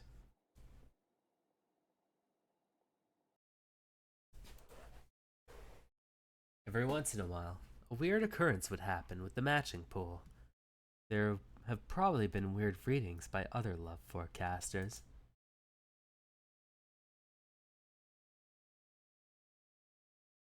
But I had experienced it firsthand. But I hadn't experienced it firsthand like this since their name had popped up in the matching pool centuries ago. He has so many potential partners, and equally none at all. I couldn't see a singular person. Endless people, but none with names or faces to latch onto. Existing people, but not existent at the same time.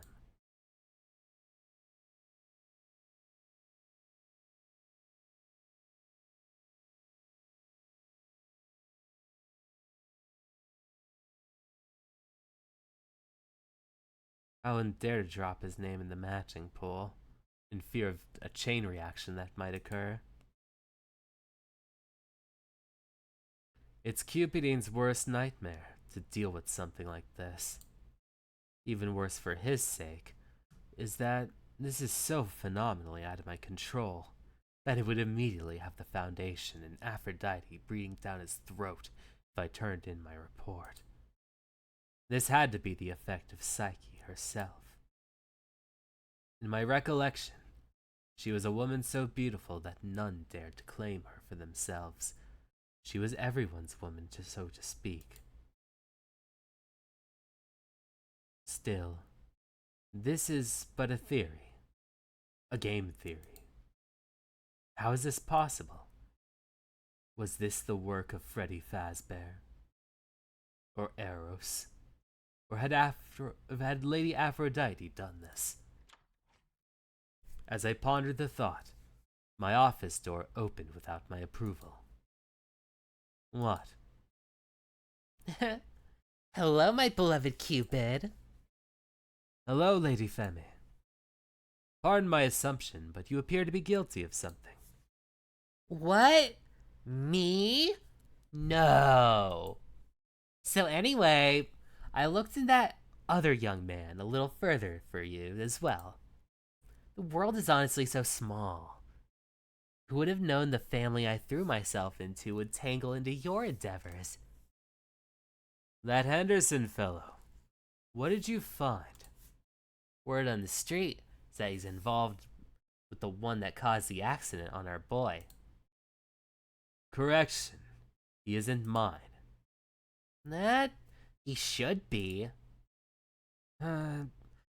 Thank you for the information, Lady Femme.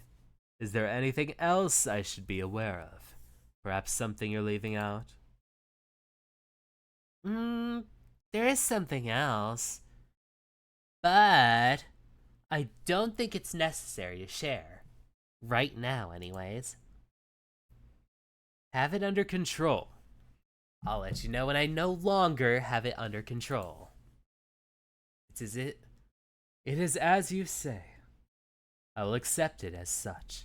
But do make sure it's not too late if it's something you cannot handle on your own.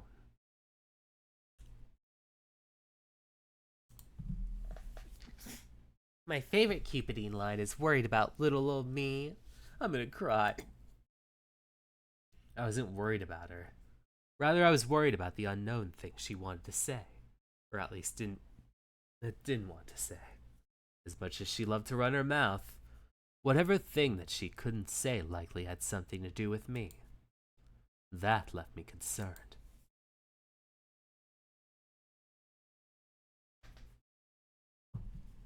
Alright, chapter 3.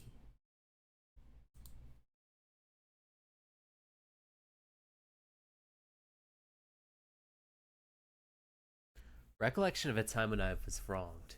Naturally, someone might think that I'd say when my parents left me orphaned. Sure, I never had that warmth again. And now, Their deaths weren't the start of my despair pining for affection. It was a hellish year of being placed in a home full of strangers that only saw me as a dollar sign, all the while letting their other children do whatever they wanted to me. Push me down the flight of stairs, lock me in my basement, cut my hair in my sleep. There was always something, and there was never any justice.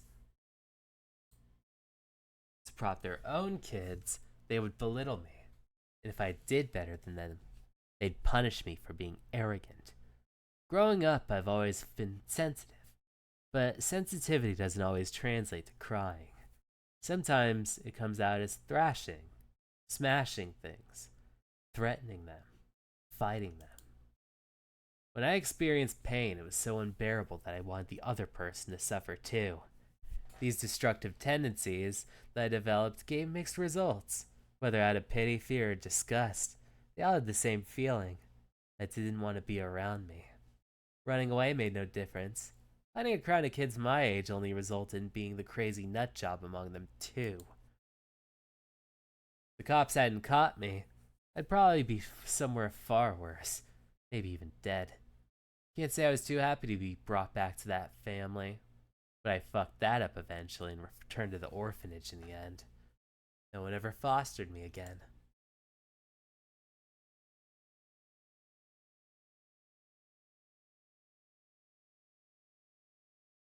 The last 2 sessions with Dr. Love were strangely unearthing feelings I hadn't felt in years. Feelings I shoved down with every new person who entered and exited my life.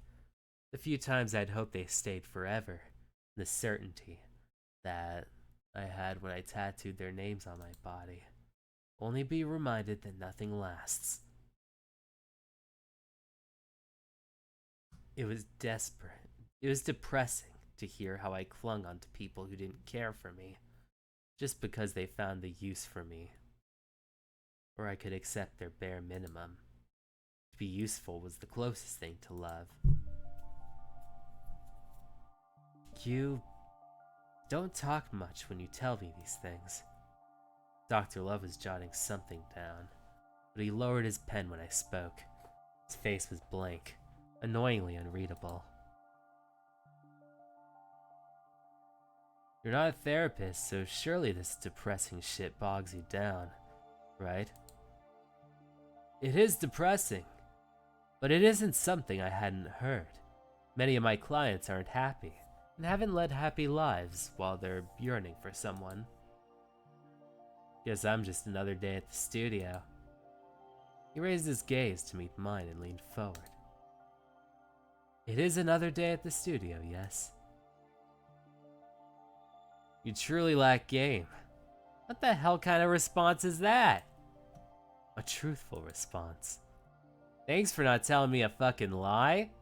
Here's your imaginary gold star for that. That doesn't mean I don't care about what you're saying. It pains me to hear that you've suffered unnecessarily. I bit my lip and slumped back into my chair. It wasn't enough, but hearing that made me feel a little relieved after spilling my guts on the floor. Come with me. He grabbed his keys on the desk. Wah! Hello, Fimas, how's it going? I am playing a game called To Kill Eros. It is a game where you date 3 cupids. 1 of 3 at least. Let me get some water in.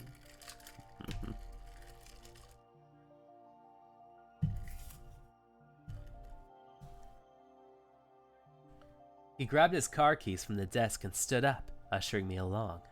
For a busy man, he decided that taking a little overtime to spend with me was worth it. What? I'm sorry I was so lost in this dude. Your voice goes so well with the narrative. Oh, thank you so much. Oh, thank you. I'd hate to be the client after me. Quasimir Bridge, 1 p.m. Dr. Love left his car in the parking lot nearby. We walked along the Quasimir Bridge. The sky was clear today, so the bridge looked a little more appealing. I hadn't been here since I jumped off it. You asked me for a memory where I felt wronged once. I had a moment like that on this bridge. Did you? Right here. I touched the railing, lifted myself off to the ledge to take a seat. I expected him to stop me or warn me about the danger, but he leaned against it leisurely. Andy, the guy from the market, his boyfriend at the time was chasing me in the rain with a metal bat. I glanced at his face to see his expression, but it was as unreadable as always. I couldn't expect more from him than just listening. I was afraid that I'd die. Henry showed up trying to calm him down, but it wasn't working. Frankly, he was pretty cowardly, standing as far as he could from us. He had the guy's attention, so in that split moment, I threw myself off the bridge. Dr. Love slid his arm securely around my waist as he rested his chin in his other palm. My heartbeat became a little too noticeable after that. What? I'm not in any danger, so you don't have to worry now. Not like I have a death wish. That may be true, but I would like to avoid having a second incident via clumsiness. I'm not clumsy. I can't believe you only became concerned after I said I'd fallen off before. Better late than never. You're a strange doctor. We'd have to come here, yet you brought us. It wasn't within my knowledge that what you just said occurred here. I only meant to bring you somewhere safe. This honkin' bridge during the day isn't exactly peaceful, Dr. Love. Ah, the noise energizes me otherwise. And look at your drooping eyes, as if you'd fall asleep any minute. You're always so tired looking. Your clothes are never presentable. You're the exact image of being sexy enough to make people forget how unprofessional you look. You have a point. This is also unprofessional, isn't it? His arm began to retract, slipping through my hold. I clung to it, curling around it like a lifeline. But it wasn't enough. I wasn't careful enough. The action made me nearly slip off the rail. Ah! Dr. Love's other arm wrapped around me in an instant, holding me close. A grip so tight compared to his usual gentle touch. His grasp was firm on my arm. I gazed into his eyes. For the first time, I saw something, however fleeting. Desperation. Need. Maybe I was a fool for wanting to read deeper into it. I was about to fall. Anyone with a consciousness would be desperate to keep another person from having an accident. But his eyes felt like there was so much more. Like he was afraid to lose me. Twistedly, I wanted to see that face again. You're clumsy. Come, let's go back to the car. Okay.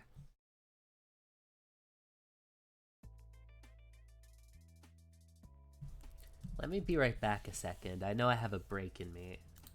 Or I have a break coming up. But I also need to get some Manuka honey.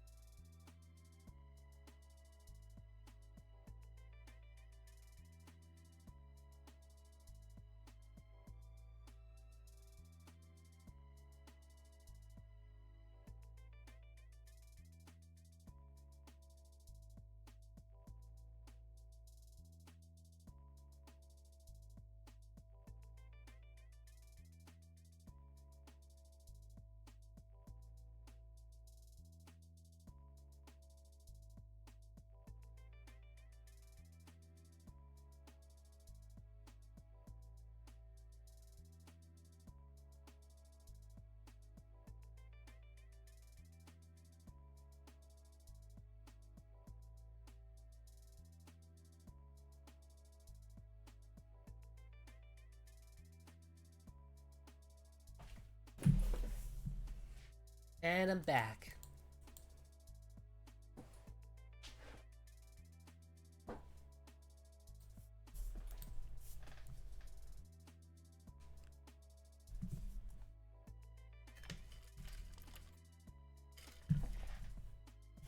Alright.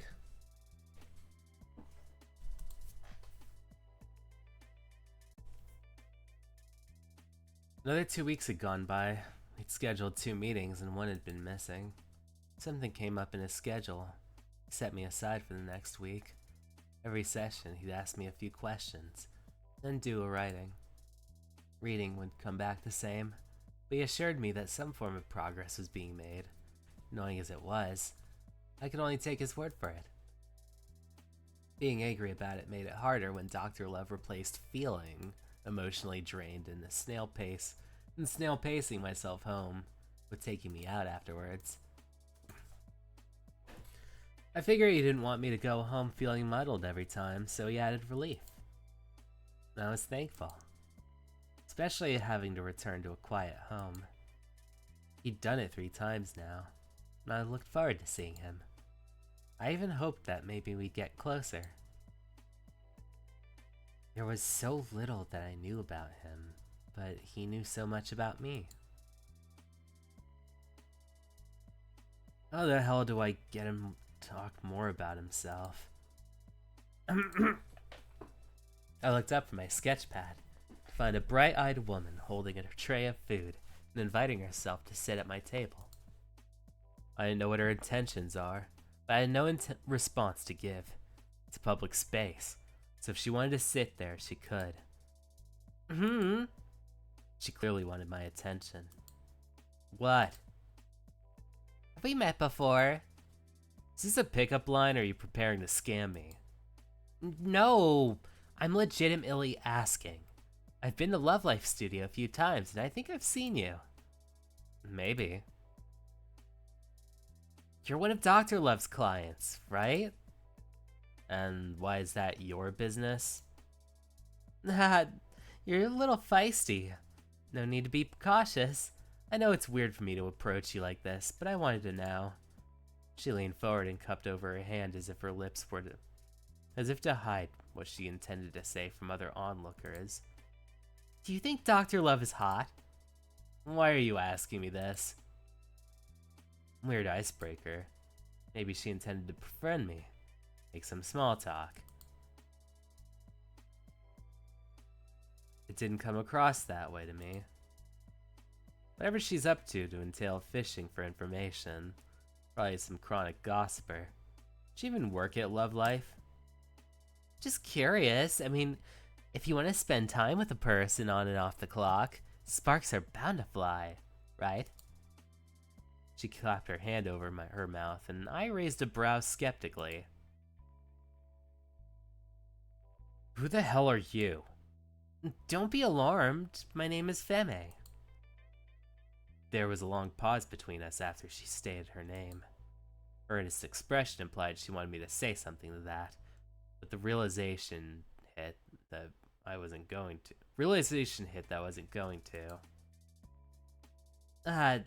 Yes. I forgot that I'm not that notorious. Oh, but of course, I'm Dr. Love's friend. We go back a long time. So, what are you asking me about him for? Her locks swayed gently with each turn as she checked our surroundings. Just when I contemplated the idea of her being a crazy, deluded fan of his, her next words surprised me. I've never seen him focus on something so intently, so I think he might like you. It wasn't too late for her to be a deranged fan. The idea of Dr. Love liking me was so far out there that I was actually rendered speechless. Of course, this is just word on the street, but because of that, I was curious about you. You want me to humor your hypothetical? It's more of a rumor, but yes. How about it? If Dr. Love liked you, wouldn't you have the hots for him? Slight irritation cropped up at being asked so abruptly. I couldn't explain the pang in my chest or why it was uncomfortable, other than the fact that I didn't want to talk about it. Didn't want to think about it. I don't have the time for this. Go bother someone else with your gossip. I've got work to do. Despite my rudeness, the woman offered a hearty laugh, as if unbothered entirely. Understanding her felt like it'd take extra time and effort if I really tried. I left the cafe, rushing to my car in a nearby parking lot. I'd gotten it back some time ago. I may have fully recovered, but it still took some time to feel comfortable behind the wheel again, and now it felt a little foreign. Driving near sidewalks with pedestrians on them made me feel anxious, as pathetic as it was. The thought of a metal bat striking the windshield still plagued my mind. I put on some music. With that, I continued my diligent work. Her questions never left me alone, though.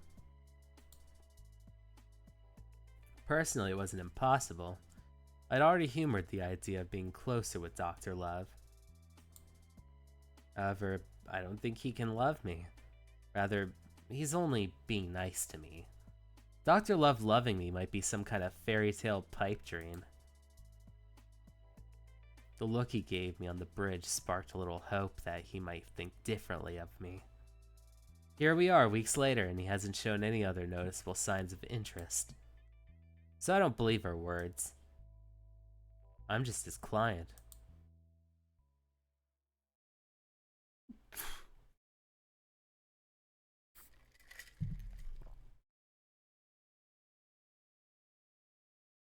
This meeting barely happened. Like any other day, Dr. Love was swamped with the influx of work. New clients and old.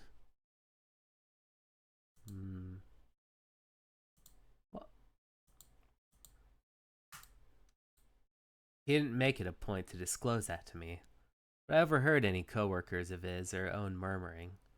I held on to it. I think by the time I get to the next chapter, the next, switch off, to Dr. Love, I might head out. No, I wasn't any better off with the amount of work taken to make up for breaks like this. At least I could decide to take time off. But what was stopping him? As far as I knew, he owned the place.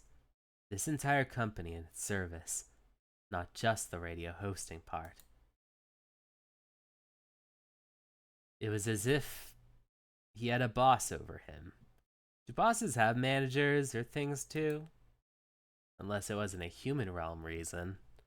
He was supernatural after all. Mr. Figueroa. Oh, yeah. What's up?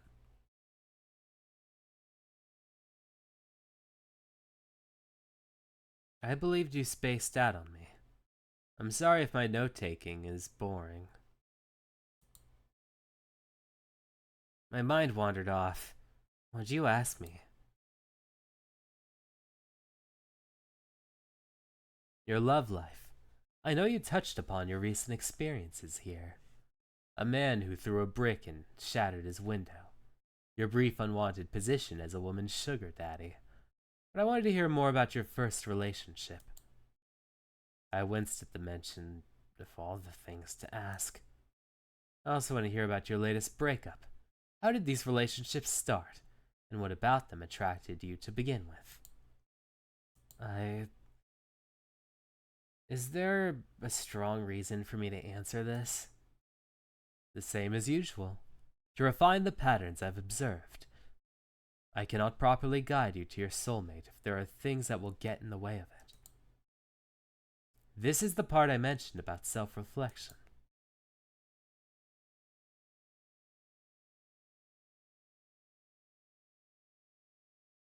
The last thing I wanted to talk about was those two. But if it helped get him further, I had no choice.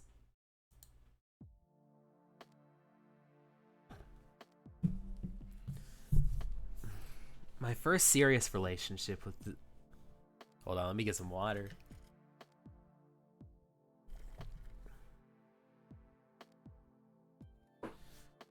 My first serious relationship was with a guy I met when Marlo and I were just about to graduate high school. We lived in the shittier part of Quasimir, so things were tougher. She had a horrible boyfriend at the time. It got chaotic one day. I attacked. Anyway, this guy helps us a lot after the incident. Kept coming around. Since we were adults, the orphanage we'd been staying in was going to kick us out. We worked hard to at least move to this part of town. Her dumb ex took all the money that she saved. She had to rely on me, but it wasn't enough to get us out of there. Then he came, offering us a place to stay. Gave me money from whatever things he did. My lungs tightened. I thought he understood how hard things were. He never judged me, because his life was equally a mess. It's not that he didn't judge. He didn't care about anything. Not the hard things. He was a man who lived at the edge of his seat. Everyone liked him. I liked him. I admired the strength that I lacked. So when he came to me for a little more than just friendship, as strange as it felt, I took it. I thought, what if we had a mutual understanding and love? But he was just doing as he always does, living on the edge of his seat. I don't like to talk about him. It's one of my biggest regrets. The first and only name on my body beside Hendy's, the one I covered up. He wasn't good for me anyways. I had a life full of drugs and violence, death, a lot of illegal stuff. Marlo and I were good once we moved. I'm sorry to dredge up these memories. I could tell that you hold them deeply in your heart, even now. I'd be lying if I said I lived in a world where things were perfect, or if I dreamt about the perfect world. A world where he was the person I thought he would be. That isn't our reality, though. Don't worry about it. It's in the past. You asked about my last lover, too, right? You met him, Hendy. I spoke about him a few weeks ago. Met him shortly after a tiny thing with the taxi woman. Oh, I believe you said this was more of an emotional fling. Yeah. Anyway, I was out partying with Marlo and some old friends. Can't remember the occasion. My mood was admittedly poor. All of them had their lovers present, so I wandered off. He was a new guy, so I ended up flirting with him while he worked at the bar. I stayed all the way to close. One thing led to another. You know the other bit. We didn't start dating immediately. I just ended up going to Solar some more after Marlo got closer with Esmond. She wanted her alone time. I didn't want to be a buzzkill or a third wheel. Like that, I started spending more time with him. He'd hold me close and let me open up. Then, I could be upfront and not be judged for it. That was a lie. I was always judged for it. Honestly, looking back, I should have known. It wasn't like he didn't share his opinions on those things either. I was just so caught up in the idea of having someone I could feel comfortable opening up to in a relationship. Dr. Love wrote things down. No different from before. No sign of his thoughts on this face. I've never seen him so focused so intently on someone. So I think he might like you. Does he? Is he sitting there listening to me because he wants to get to know me? Or is it only because he has to? It's a job. Naturally, it's because he has to.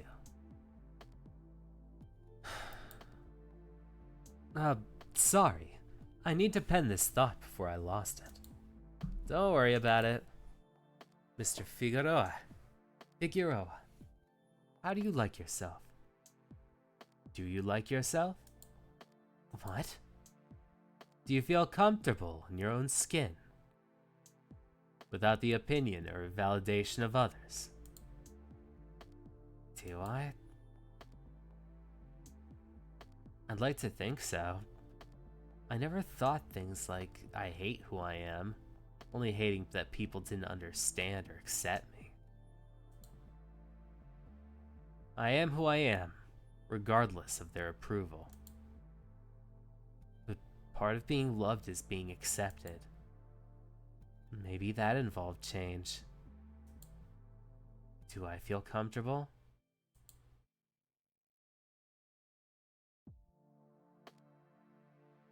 I'm me, regardless. This is who I am. I just wanted to be loved like this. My voice felt smaller in the quiet distance between us. Perhaps that feeling resonated with Dr. Love because he pressed the key on his laptop, filled the room with soft tunes. Standing up, he retrieved a mic from the box on his shelf and handed it to me. What are you doing? Do you know this song? Of course I knew it. It was something my friends and I would sing in karaoke nights. Impassioned, drunk, and having fun. Yeah, but what does that have to do with anything? Sing to me. What? Are you afraid of what I'll think? No. Then sing. I stared at the mic, bewildered, put on the spot, but my face hardly matched the confidence I tried to display. Why do you want to suddenly hear me sing? I thought we were talking about my love life. I don't feel like it. You could feel like it. I believe you don't because you're afraid of what I'll think. Oh, cutie.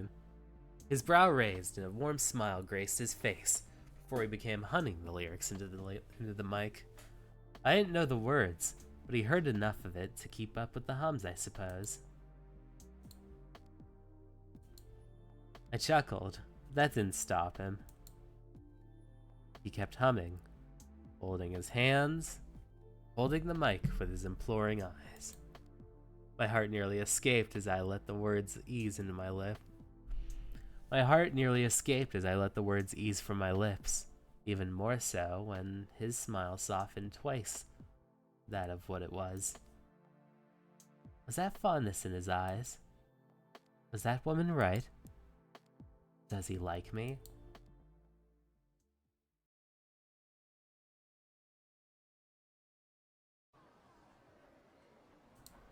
Making my way downtown.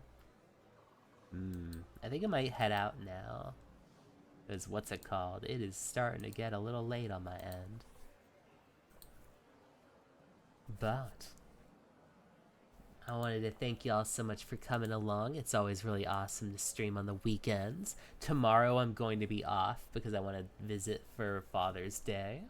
But in case it's your first time, I'm rocking a Roka, an alien from beyond the stars.